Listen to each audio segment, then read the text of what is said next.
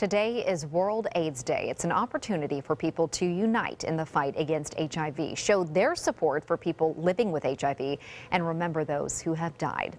ABC 7's Alex Redmond joins us now with how our Suncoast community observes World AIDS Day. Alex. Thanks, Haley. Created the Red Pin in 1991, their goal was to start the HIV conversation. People living with the virus suffered behind closed doors, many too scared to even tell their loved ones.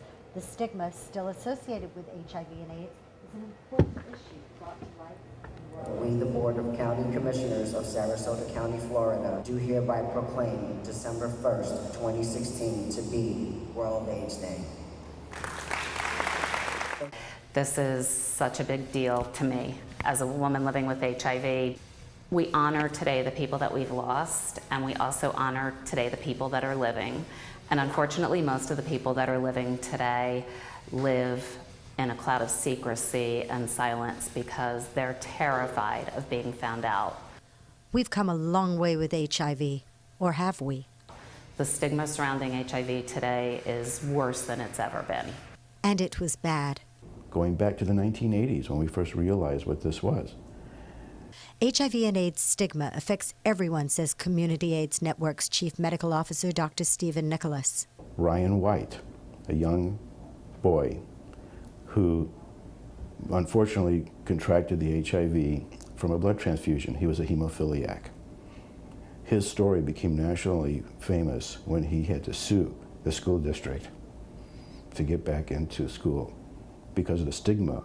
World AIDS Day keynote speaker Kamaria Laffrey shares her personal and very compelling story about what it's like to be a woman today living with HIV.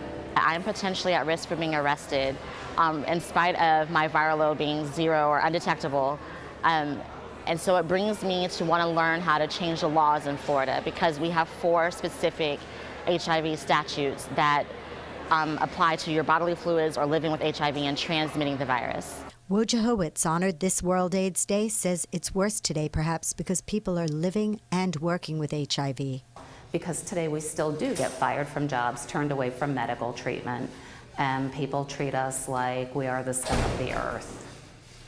There are 50,000 people in this country diagnosed with HIV, says Wojciechowicz, and Florida is #1 in new HIV cases. And one more thing. We all think it can't happen to me, but it can. HIV education and prevention are of great importance, but only we can put back the H that stands for human back into HIV, by the way we treat others. Back to you, Haley. Very true. Great reminder. Thank you.